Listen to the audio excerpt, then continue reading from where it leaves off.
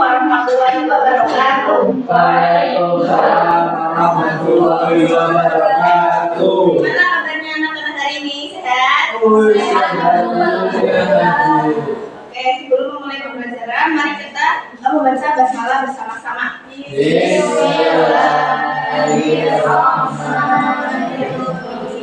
Dan sebelum itu ibu akan absensi ya. Apakah di sini ada yang tidak hadir atau berangkat semua?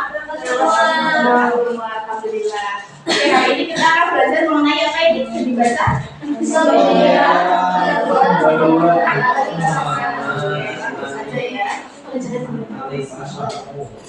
Di mana Muhammad Ali Pasha itu tinggal? Ada yang tahu di mana? Ini udah ada kisi-kisinya nih.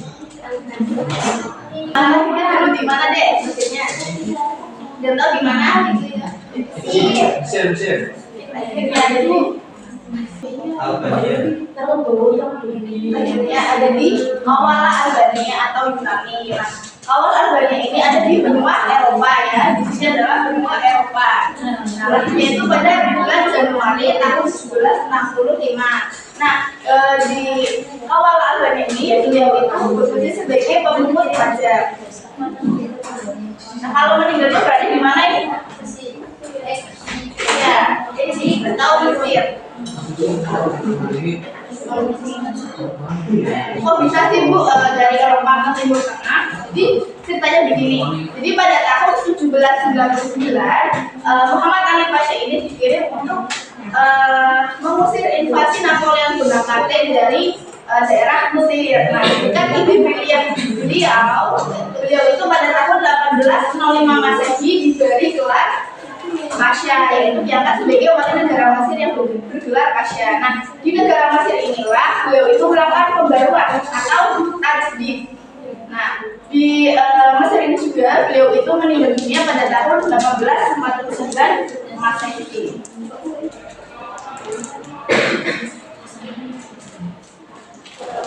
Nah, tadi kan Muhammad Ali Pasha di benua mana? Ya, di benua Eropa. Karena beliau lahir di benua Eropa, otomatis beliau itu kurang fasih dalam berbahasa Arab. Walaupun seperti itu, Muhammad Ali Pasha ini sangat fasih atau sangat dalam membaca perkembangan kemajuan zaman dan juga masa depan teknologi untuk kemandirian umat Islam. Supaya apa? Supaya umat Islam itu bisa maju juga seperti negara-negara yang ada di Eropa pada zaman itu. Ini adalah peninggalan beliau, yaitu Masjid Al-Basar. Nah, di kompleks Masjid Al-Basar ini jasad Muhammad Ali Pasha itu dimakamkan.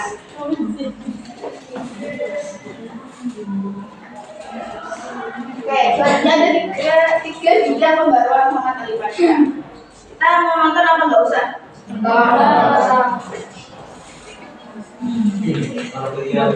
Setelah menguasai Mesir, Muhammad Ali Pasha tidak hanya berperan sebagai penguasa militer, tetapi juga sebagai arsitek kebangkitan Mesir modern.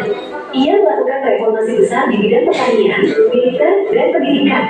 Rakyat Mesir diarahkan untuk menanam kapas sebagai komoditas utama, sementara pabrik-pabrik baru didirikan untuk mendukung ekonomi modern. Muhammad Ali juga membentuk tentara baru yang berlatih dengan gaya Eropa dan mengirim pelajar Mesir ke luar negeri, terutama ke Prancis, untuk belajar ilmu pengetahuan dan teknologi.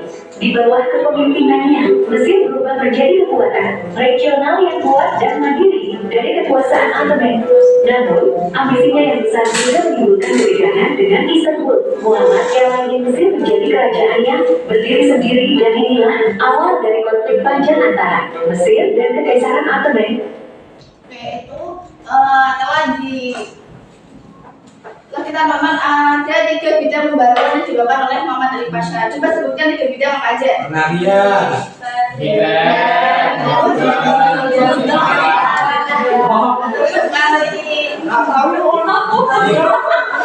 adalah kita akan bahas satu-satu. Jadi pada bidang militer, Muhammad Ali Pasha ini merekrut perwira tinggi militer dari negara Eropa, yaitu dari Prancis. Untuk apa? Untuk melatih prajurit-prajurit yang ada di Mesir. Nah, hal ini disebut dengan bidang aktivitas atau peraturan baru. Nah, bidang militer pula beliau itu mendirikan sekolah militer modern pertama di Mesir pada tahun berapa? 1800.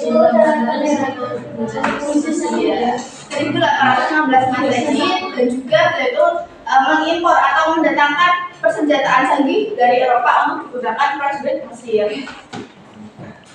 Nah, pada bidang ekonomi dan sosial, Muhammad Ali Pasha itu merenovasi atau memperbaiki sistem irigasi kuno Sungai Nil yang sudah rusak. Lalu beliau itu membuat proyek terusan kuno yang menghubungkan antara Alexandria dengan Sungai Nil.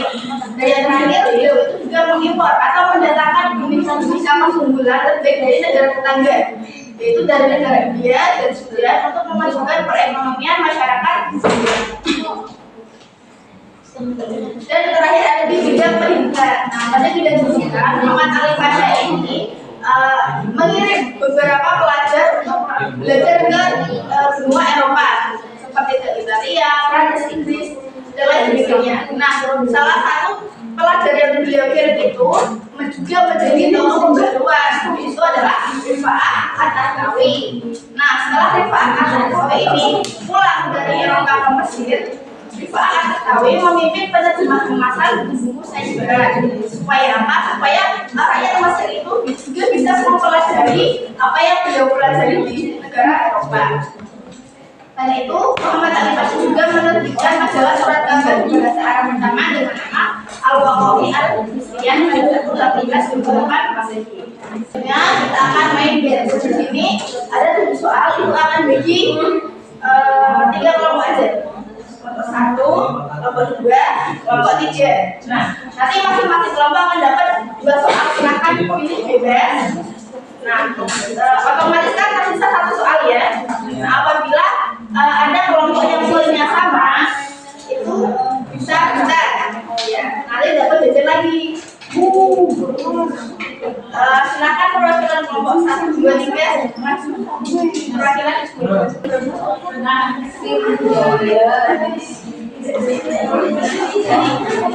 dibaca, nanti itu kasih waktu. Bisa dilihat ya, nanti kasih waktu 5 detik untuk berdiskusi ke teman kelompoknya. Oke? Silakan bisa dibaca dulu soalnya. Soalnya umat Islam di abad modern agar tidak tertinggal berdasarkan barat secara bahasa. Apakah arti dari istilah tajwid tersebut? 5, 5, 4, 3,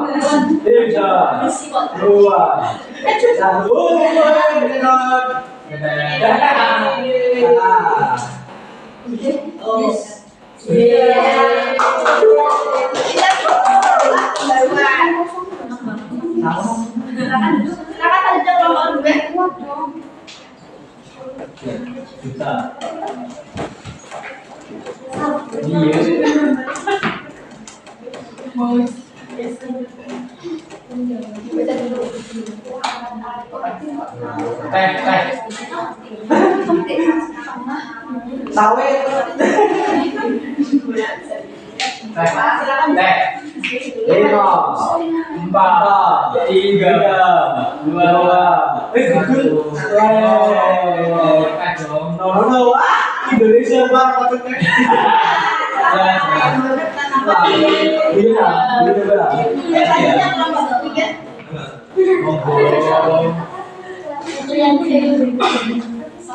Kenapa sudah boleh diungkapkan? Itu.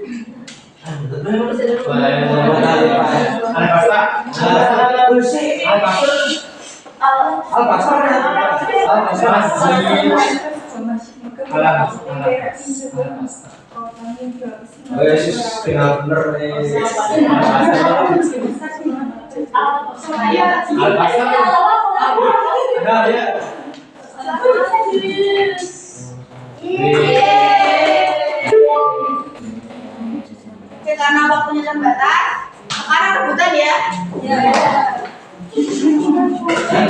Rebutan. 1, 2, 3. Ibu 2 ini Bang.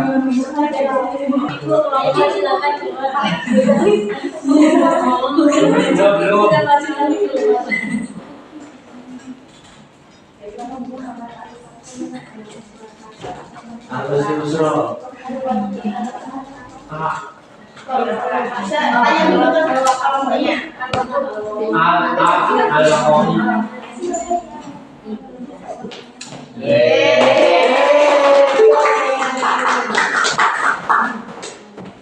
Sampai sini ada yang menjelaskan? Sudah semuanya? Kalau sudah, silakan kita baca bersama-sama ya kesimpulannya. Ya. Bukan sekadar ikut-ikutan meniru budaya barat, melainkan mengambil dari yang lebih baik di budaya umat Islam. Saya juga menekuni yang berbukti pengakuan umat Islam saat ini untuk kebersamaan Islam negeri. Mungkin sekian pembacaan kita hari ini. Mari kita tutup dengan membaca panggilan